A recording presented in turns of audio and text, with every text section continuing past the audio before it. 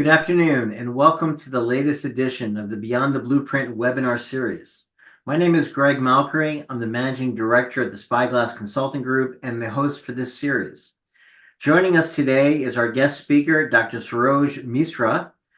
Saroj is the Chief of Family Medicine at Ascension Health in Southeastern Michigan.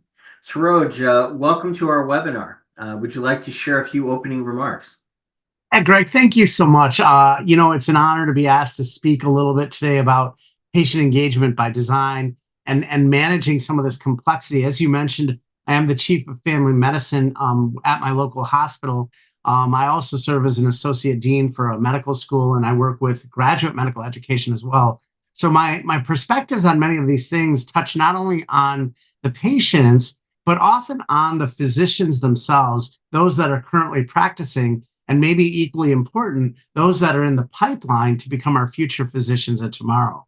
So when we think about these things, we have to think about that group of stakeholders as well as the ones that we obviously think of. Great, thank you. Also joining us today are our sponsors. We have Lars Anderson from Storage Systems, and we have Keith Washington from Simplify Medical. Lars and Keith, could you please introduce yourselves? Yeah, thanks. This is Lars Anderson with Storage Systems Unlimited, Director of Sales and Marketing here. We are a distributor of all things storage, from shelving to cabinets to computer carts. So really interested to see what we're going to learn about AI. It's new for all of us, but it is important that we embrace it, whether we like it or not. Hello, this is Keith Washington with Simplify Medical. Thank you so much, Saroj, for joining us today. I'm looking forward to this episode. Simplify Medical does point-of-care technology, cart-based mobile computing, workstations on wheels, and looking forward to today. Great, thank you. In the Beyond the Blueprint webinar series, we delve into strategies and approaches that healthcare organizations might consider when deploying digital tools during a hospital remodel, new construction, and renovation projects. Now, during today's webinar, we're going to focus on the evolving landscape of digital health technologies and their impact on medical education and practice. So why don't we get started? Saroj, maybe you can start by sharing your current role as Chief of Family Medicine at Ascension Health. And what is your involvement in the deployment of digital tools to support students and residents within a medical school setting? Yeah, so thanks so much, Greg. I currently serve as the Director of Family Medicine, or the Chief of Family Medicine for our hospital system. And in that role, I have a number of responsibilities to our physicians within our department, as well as our administration. As you also mentioned, I serve overseeing residents in their training, their postgraduate training phases, as well as students who are still going through their undergraduate medical education. I'll start by talking a little bit about the physicians and my role in the chief of the department. So our hospital system is always looking at emerging technologies to better understand how we can meet, if you will, the quadruple aim of better healthcare, right? And you may or may not be familiar with this concept of the quadruple aim. It was put out by the Institute of Healthcare for Healthcare Improvement. And it says that in an ideal healthcare system, you have better care provided at lower cost, with better outcomes and a better clinical experience for the clinicians. So we've been looking a lot lately at how augmented intelligence, not necessarily artificial intelligence, and I'll explain the difference in a minute, how augmented intelligence can help with both on the patient side and the physician side, and simultaneously create a better, more efficient environment, yielding better outcomes for the institutional side. So that's one of the roles that I've been involved in, especially in my role as a clinician. Looking at residents and students, we now know that the current generation of learners in medical education are experiencing higher levels of stress, not only due to their own background. We know that for Gen Z, Gen Alpha students, and even late Gen Y or millennial students, that they grew up with more anxiety, more stress, and not as strong an ability to cope with the pressures of any environment, let alone a high-pressured medical environment. In addition, with the pandemic adding to that and the numerous stressors within healthcare itself, we are recognizing that both students and residents have higher levels of risk for burnout. And so we want to make sure that we are also creating resilience in our future physicians. And we're looking at ways that augmented intelligence can do that. Now, I want to mention that we talk a lot about AI, and sometimes it gets confusing about what AI refers to. In this discussion, I'm referring to AI as augmented intelligence as opposed to artificial intelligence. It's important to understand that augmented intelligence does not really define or is not defined by autonomous activity of intelligent systems. Rather, it augments the current and existing systems that human beings naturally use. And so artificial intelligence, I think, is what gets talked a lot about both in medicine, in technology, and in pop culture. But what we're really talking about, especially when you talk about things like ChatGPT or other large language models, we're really talking about augmented intelligence. And I think that's sort of a stepping stone that we need to master before we really get to artificial intelligence in all the domains I've mentioned. Great, thank you. What specific challenges have you encountered when attempting to integrate augmented intelligence-based tools within the medical school curriculum and within clinical practice? Yeah, so let's start with, since you brought up the med school curriculum, let's start with that. I think one of the biggest concerns in the educational spectrum is the possibility that allowing students to access and utilize augmented intelligence, especially in the beginning years of medical school and maybe even in residency levels, may somehow be perceived as cheating. And that students may be using resources to create better answers than they would naturally come upon on their own. There's also a concern that augmented intelligence could potentially minimize or decrease the cognitive development of our medical students and residents. And really, the data out there has not demonstrated that that is true. And I think that's one of the big differences, again, between augmented and artificial intelligence. So I've spent a lot of time working with basic science faculty as well as residency faculty to get them comfortable with the idea that augmented intelligence not only can be beneficial, but with the inevitability of its utilization, we should actually be embracing its use, incorporating its use into our teaching and educational structures, and teaching our students and our residents how to use it responsibly. When it comes to the clinical side, I think that the biggest challenge is helping our clinicians to understand and adopt the technology. They're more in tune with the idea that augmented intelligence could be of benefit, especially when we talk about ways it can improve patient engagement and shared decision-making for patients. But they're not necessarily as comfortable or familiar with how to go about integrating that into their day-to-day routines or even on a medium to large scale institutional deployment. So we spend a lot of time with our clinicians, first understanding their backgrounds, understanding their needs, and then working with them to show how certain aspects of augmented intelligence may help them to become more efficient, better at rendering patient care, and provide a better patient care experience for the patient themselves. Great, thank you. Change management is often a critical aspect of implementing new technologies. Can you describe some of the operational challenges and strategies you found effective in encouraging physicians to embrace and utilize these new emerging augmented intelligence tools?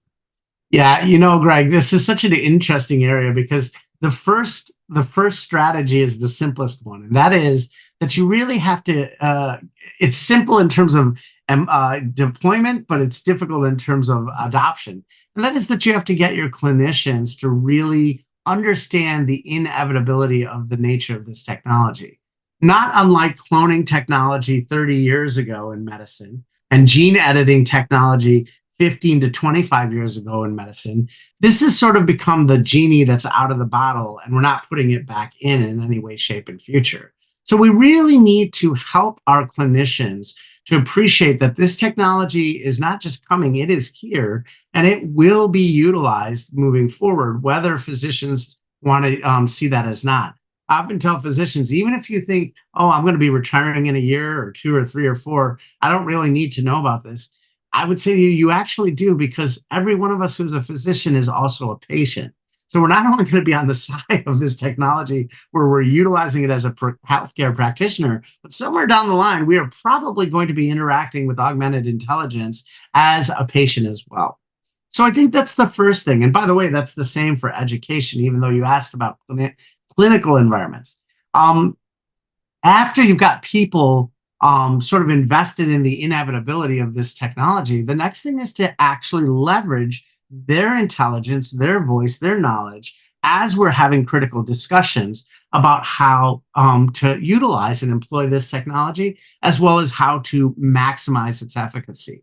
One thing we have to remember is that we are still a humanistic system of healthcare, and that means we are driven by human value, human beliefs, and human history, if you will. So it becomes really important to gather that history from our various people as we have these discussions.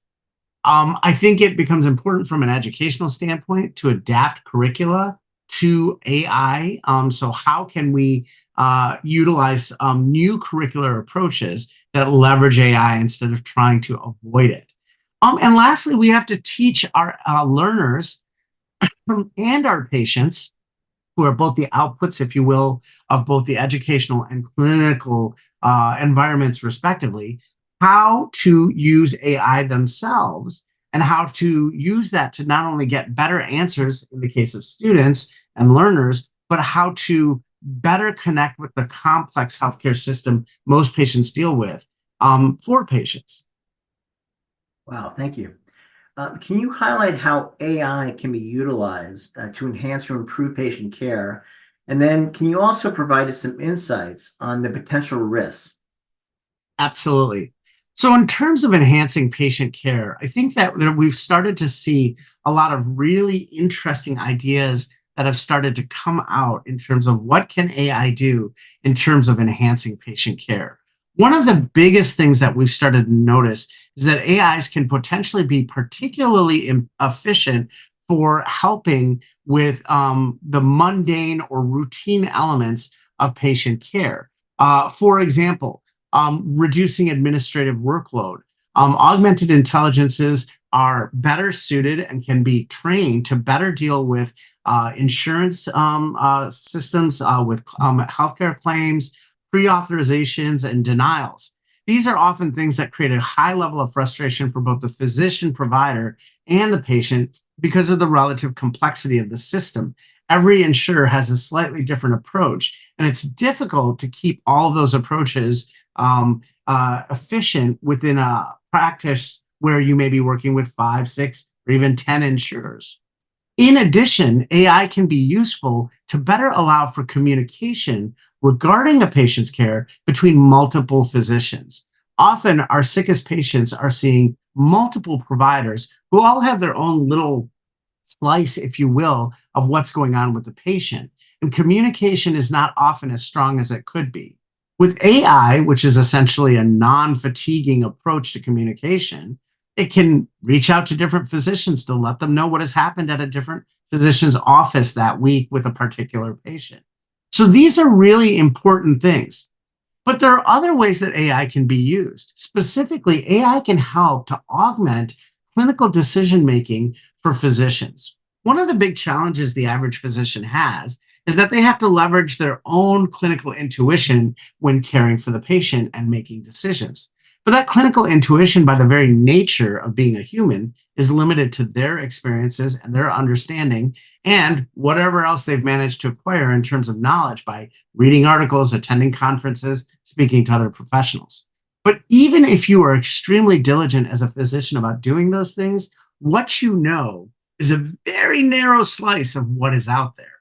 Augmented intelligence can do a lot of heavy lifting to bring resources to the physician, and when posed with the right questions, can provide not solutions, but rather suggestions about how a physician may improve upon a particular care plan for a patient. Lastly, augmented intelligence can help physicians to better communicate in language that patients understand and also in language that is likely to engage the patient in shared decision making, which puts the patient at the center of not only the decision making process, but ensures that there's a higher likelihood of satisfaction with the care that's being received by the patient. Well, good, great response. All right, I want to go back to a topic you spoke about earlier, physician burnout. Physician burnout is obviously a very hot topic today. How do you see AI playing a role in supporting healthcare professionals and mitigating burnout, especially in supporting emerging hybrid care models? Yeah, so it's very interesting when we talk about hybrid care models and in general, the current work model for physicians, it's an extremely intense work model. As you've probably seen, there's numerous reports and studies out there that suggest that up to 30 to 50% of a physician's time can be taken up not by rendering patient care, but by managing complex pathways in terms of both providing that care and then being reimbursed for that care in an accurate and effective way. Thinking billing, thinking coding, thinking writing up, progress notes and things like that.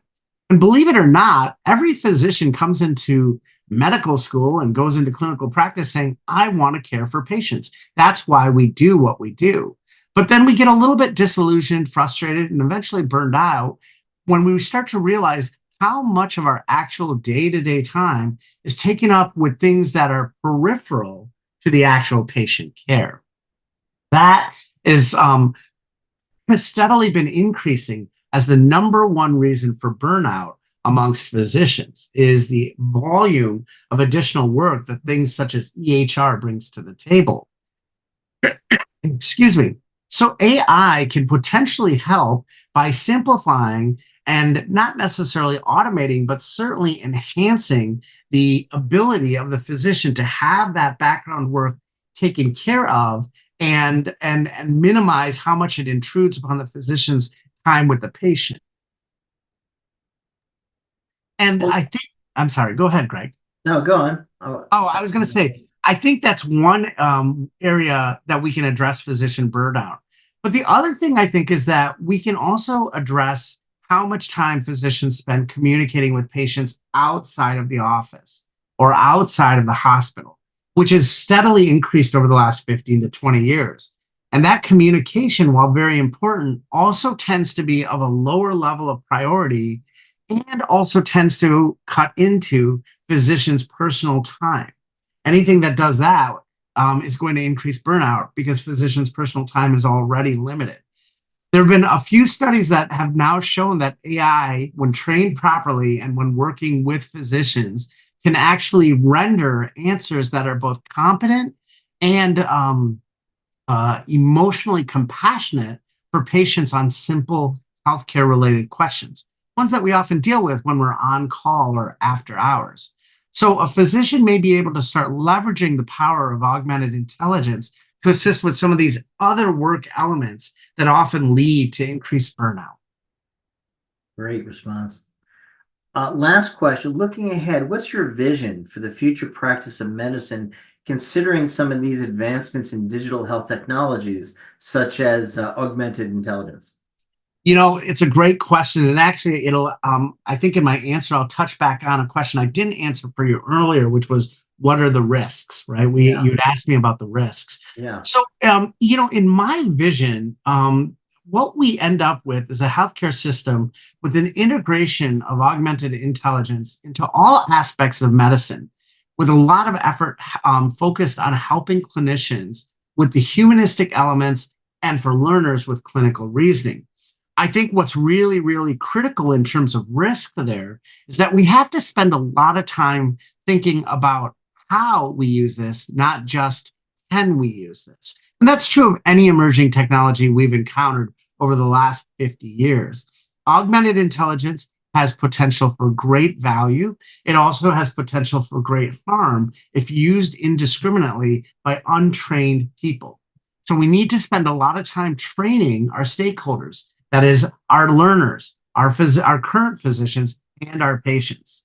Those are the three sets of stakeholders, I believe, that if they are trained well and they're thoughtful about their use and judicious about this use of augmented intelligence, that vision that I kind of put forward can come to pass. And I think that's really the goal, is to find a way to integrate this technology in a way that creates better outcomes for all of our stakeholders. Wow, what great insights you've shared with us today. Our discussion, it kind of aligns closely with the results of Spyglass's latest study, focused on digital patient engagement, that we published earlier this year. Our report uncovers some of the market trends driving investments in usage models. It identifies opportunities and challenges for supporting large-scale deployments and suggests how healthcare organizations can leverage digital tools to prepare for future healthcare delivery. To learn more about the Spyglass report, you can visit my website at www.spyglass-consulting.com. Well, I'd like to thank the audience for joining our webinar today, where we discussed how the evolving landscape of digital healthcare technologies is impacting medical education and practice. Before I wrap up, though, I have a couple of polling questions, and I'd appreciate it if audience members can respond in the comments section below the video. How do you rank the following on a scale of 1 to 5, with 5 being the highest? How would you rank the quality of your organization's overall patient engagement initiatives and programs? And the second question, how would you rank your organization's investments in digital patient engagement tools and technologies? So if you could respond in the comments section below, that would be great. I'd also like to thank our guest speaker, Dr. Saroj Misra, for his time and insights. Do you have any closing remarks that you'd like to make? Greg, I first of all want to thank the audience for being present. I'd like to thank Spyglass for not only providing an opportunity to speak on this, but really putting out some interesting tools that I think can help leaders in our healthcare field. And lastly, I want to just remind everybody listening, we can find effective ways to use augmented intelligence and other similar technologies to create a better healthcare environment. We have to be thoughtful and we have to be judicious about that. And it involves a lot of reflection and work. But I think if we do those things, we can end up in a great place. Great, thank you. I also want to thank our sponsors, Storage Systems and Simplify Medical. Lars and Keith, do you have any final thoughts you'd like to share with the audience members today? No, I thought it was a great presentation. It just makes me realize that we really have to embrace AI and all the potential opportunities that it presents for education as well as design and planning. So very interested to see where this takes us. So thanks. So I'd like to thank Saroj for a very insightful presentation. Particularly thought that talking about levels of integration has been something that our Beyond the Blueprint audience has heard from us, I think, a few times before. The idea of being able to integrate and co-create and seeing the augmented intelligence kind of technologies coming into that level of integration, I think is a really exciting prospects for that. I think it's a great vision, and really appreciate Saroj you sharing with us. Thanks so much, Keith. Well, thank you again, and we look forward to continuing the conversation during our next scheduled episode of Beyond the Blueprint.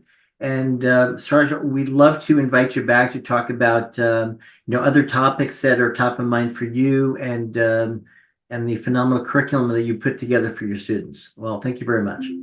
Thanks. Have a great day. Take care.